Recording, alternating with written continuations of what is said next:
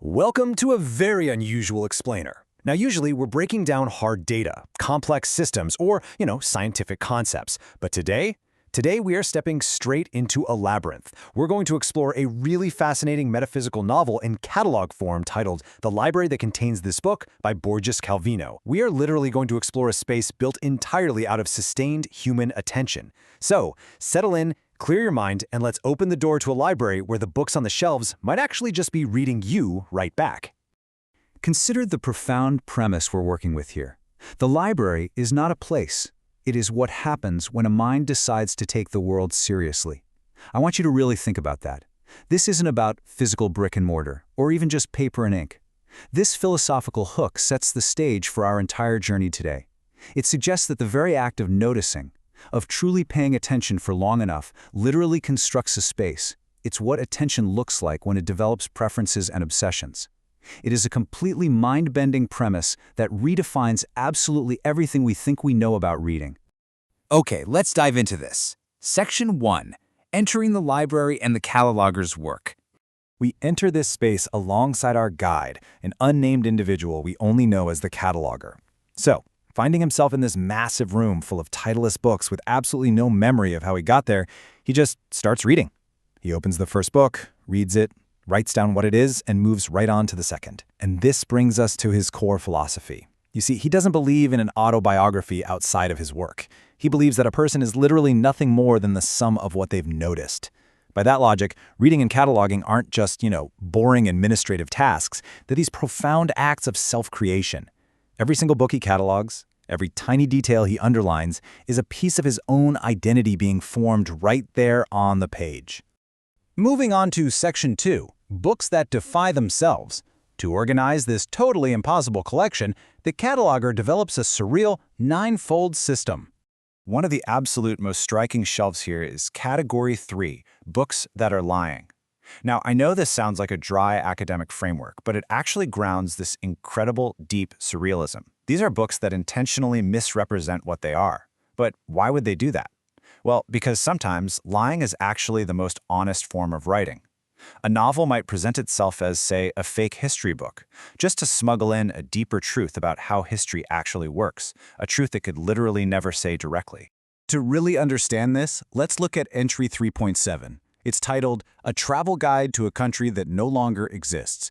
It is ostensibly written by a dissolved Ministry of Tourism, and it's filled with these beautiful grayscale photographs of mountains, super detailed descriptions of a transit system, and incredibly poetic reviews of the local cuisine. And this brilliantly illustrates the true power of Category 3. The guide claims, in the present tense, mind you, that the mountains are right there, the city has this working transit system, the cuisine includes all these specific dishes. But the actuality? The nation is gone. It doesn't exist anymore. The grammatical lie of using the present tense is literally the only honest way the authors could mourn their lost country. The lying grammar is essentially an act of profound grief. All right, Section 3, Books That Cannot Exist. We're shifting gears now from literary quirks and to pure, unadulterated magical realism as we reach Category V, the impossible shelf. Among these is entry 5.5. I want you to really truly think about the sheer physical impossibility of this object. It is a book that actually grows heavier with every single person who reads it. The pages don't multiply, the binding doesn't change at all, but the actual mass of the book itself increases. Now, what's really interesting about this slide is the precise timeline data the cataloger records here. Look at this. Upon initial acquisition, it weighs 340 grams. After his very first reading, it jumps to 412 grams. After 4 more readings by whoever else wanders this infinite library, it's up to 601 grams. And he verifies this with 3 completely different scales. The book is literally gaining physical weight simply from the act of being read. The cataloger writes something incredible here. The weight is the record of attention paid, and attention has mass. Just let that philosophical gut punch sink in for a second. The idea that human attention isn't just some fleeting, invisible thought, but a physical force. That when you truly dedicate your focus to a text, you are leaving a piece of your own weight, your own literal existence, embedded inside those pages forever. Section 4, the recursive catalog. We are journeying deeper into the labyrinth now, to the dizzying shelves where the observer completely becomes the observed. Take a look at this subverted timeline for entry 3.4, the second book of Genesis. It starts where traditional origins end, and then it just infinitely recurses backwards. It traces the origins 17 pages earlier, then 400 years earlier, all the way back to the exact moment before the world even decided to exist. It completely destabilizes our entire sense of beginnings, showing us that an origin is never really an event, it's just an interpretation, an arbitrary point where we all just agree to start the story. And this recursion leads straight to the meta-climax of our explainer. The cataloger discovers entry 4.5, which is, wait for it, his own catalog, sitting right there on a shelf inside the library. Because he is describing books that describe his catalog, the description and the described totally collapse into a single entity. By categorizing these books, the cataloger is essentially writing his own autobiography in real time. Talk about an administrative existential crisis, right? The library holds the catalog, and the catalog holds the library. Finally, Section 5, Books Written by You. We are officially breaking the fourth wall here, because this final section isn't just about the cataloger. It's about you, the person watching this, right now. Welcome to Category V, Books Written by Their Readers. The cataloger literally had to invent a brand new subjunctive tense just to log these. They are books that describe what will have been once you read them. They absolutely do not exist on the shelf until you, the specific reader, encounter the entry.